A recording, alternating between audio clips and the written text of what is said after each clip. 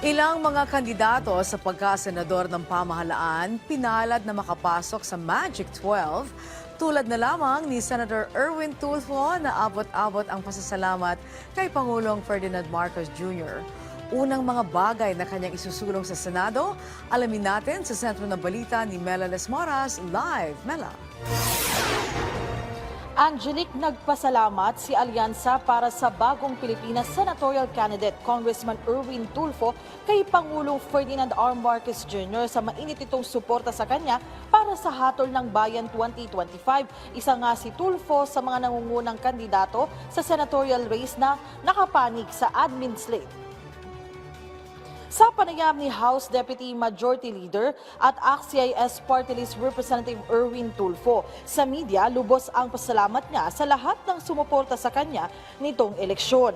Lalong-lalo na kay Pangulong Ferdinand R. Marcos Jr. na pangunahing nag-endorso sa kanyang kandidatura sa ilalim ng Alyansa para sa Bagong Pilipinas. Base sa partial and unofficial results, ikaapat si Tulfo sa senatorial race.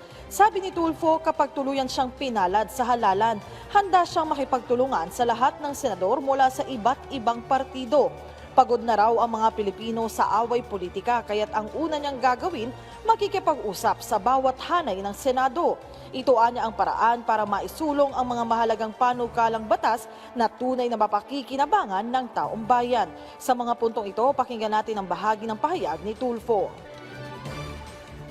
Well, we'd like to thank the President, number one, for choosing me as part of the Alyansa. Yung pinili naman niya siguro yung may mga qualifications, kita mo naman, may mga experience. Well, maraming salamat po. Thank you very, very much po sa inyong tiwala at suporta. And then I would just say na it's time for me to go to work to show you na hindi po nasayang ang boto ninyo sa akin. And willing to work po with the rest of the lawmakers, not only the Alyansa but also the opposition, the one in the middle, the liberal, and the opposition. I'm willing to work for the sake of this country.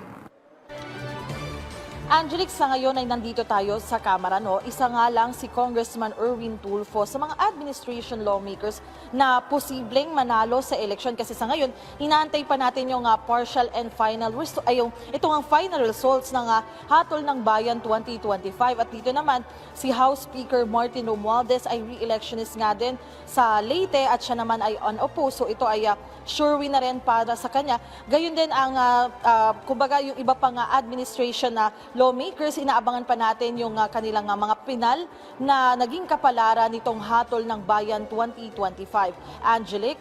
Yes, Mela, nakausap na ba ni Congressman Tulfo ang kanyang mga kasamahan sa Alyansa para sa Bagong Pilipinas? Angelique, kanina nga sa panayam ni Congressman Tulfo sa kasama yung mga media, isa yan sa mga naitanong kung nakausap na niya si Congressman Toby Chanco na kanilang campaign manager, yung kanyang mga kasama, and even si Pangulong Ferdinand R. Marcos Jr. Sa ngayon, Angelique, inaantay pa ni Congressman Tulfo kung kailan sila magkakausap-usap, pero naniniwala siya na anytime soon ay magkakaroon sila ng pagkakataon na magkausap-usap. Kasi Angelique, ang sinasabi nga ni Congressman Tulfo, mula nung ilang linggo, ilang buwan, ilang pangangampanya, talagang naging abala ang lahat. Talagang halos walang tulog at wala silang mga pahinga. Kaya habang hinihintay nga yung pinal na resulta ng eleksyon, ay ginamit din nila itong pagkakataon na ito para makapagpahinga. Angelique? Alright, maraming salamat sa iyo, Mela Lesmoras.